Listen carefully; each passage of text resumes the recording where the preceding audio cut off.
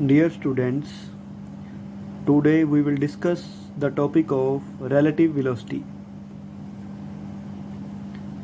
When we are traveling on a straight road on two different vehicles like two bikes but with same velocity, then one appears stationary to other and vice versa. If we do not look at ground or at tires of bike.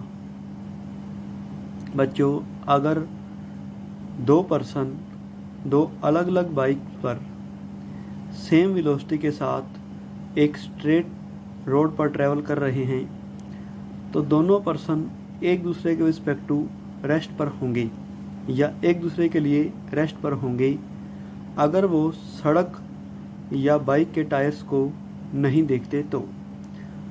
मतलब दोनों एक दूसरे के लिए चल नहीं रहे होंगे, दोनों एक दूसरे के बराबर ही होंगे। Similarly, if two trains are moving with same velocity on two parallel tracks in same direction, then passengers of second train appear stationary to passengers in first train and vice versa. इसी प्रकार अगर दो trains दो parallel tracks पर same velocity से same direction में चल रही हों तो एक ट्रेन में बैठे हुए यात्रियों के लिए दूसरे ट्रेन में बैठे हुए यात्री रेस्ट पर होंगे, वो दोनों एक दूसरे को रेस्ट पर महसूस करेंगे। In both examples nobody is at rest, that is nobody has zero velocity.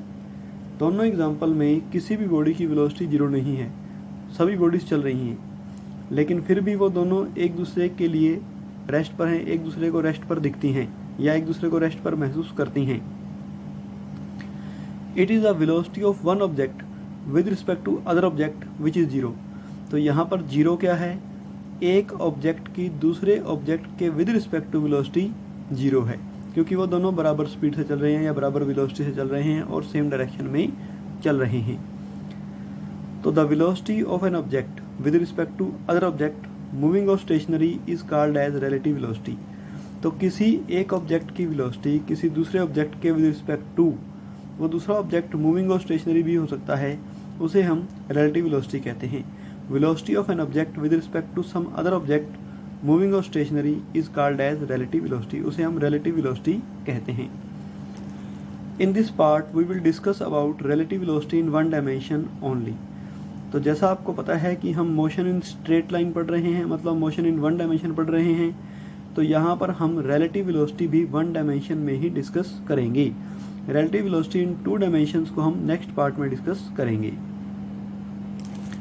Consider two objects A and B moving along same direction with velocity V A and V B. तो आपको दो object consider करने हैं ए और B, जो same direction में V A और we B velocity से एक दूसरे के पैरेलल चल रहे हैं। Let X A naught, X position के लिए है, ए ऑब्जेक्ट है, नोट या zero T equal to zero time को शो करता है। तो X A naught is equal to position of object A at time T equal to zero.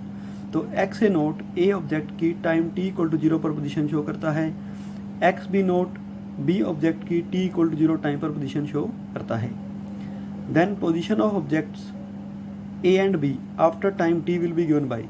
तो अब टी टाइम के बाद ए और बी ऑब्जेक्ट की पोजीशन क्या होगी? तो X A T means position of A at time T is equal to X A naught plus V A into T. तो एक्स ए नोट तो ए ऑब्जेक्ट की इनिशियल पोजीशन है, plus velocity into time उसकी displacement है।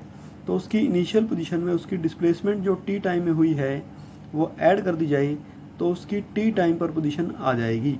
तो X A T is equal to X A naught plus V A T, और इस तरह से X B T is equal to X B naught plus V B T. तो V B T क्या है? टी टाइम में B object की displacement है। Next,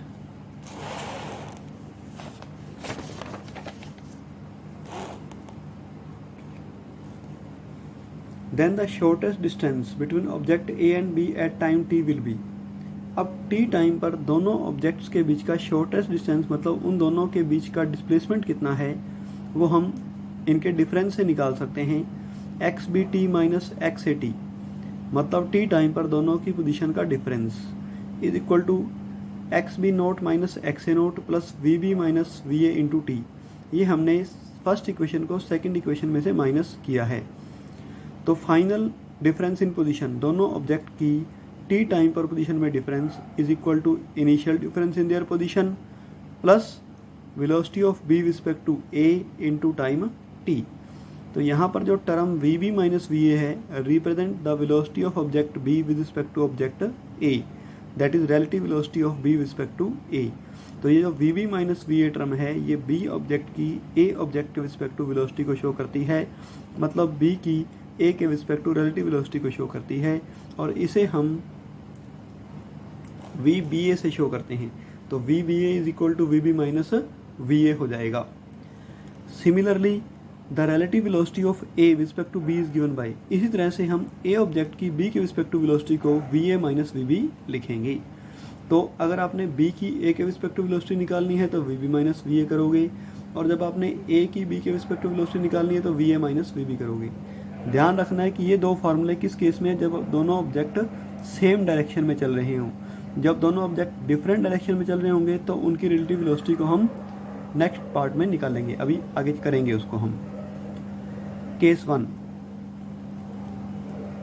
if VB is equal to VA, that is two objects are moving with same velocity along same direction, then VB minus VA is equal to VA minus VB equal to 0।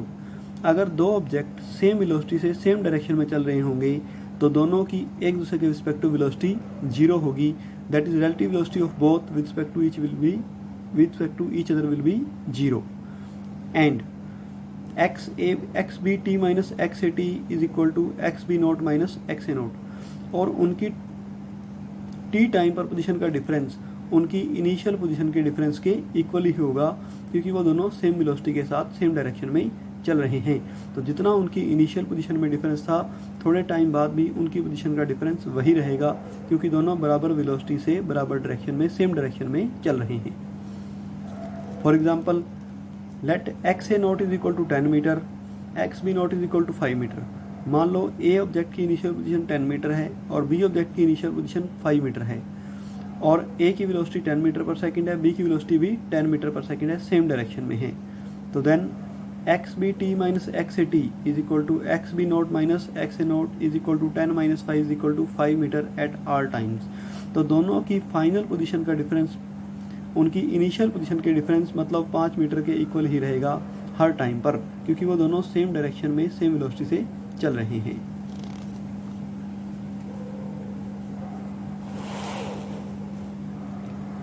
तो अगर हम इन दोनों object का position time graph या displacement time graph बनाना चाहें तो आप इस टेबल की हेल्प से बना सकते हो।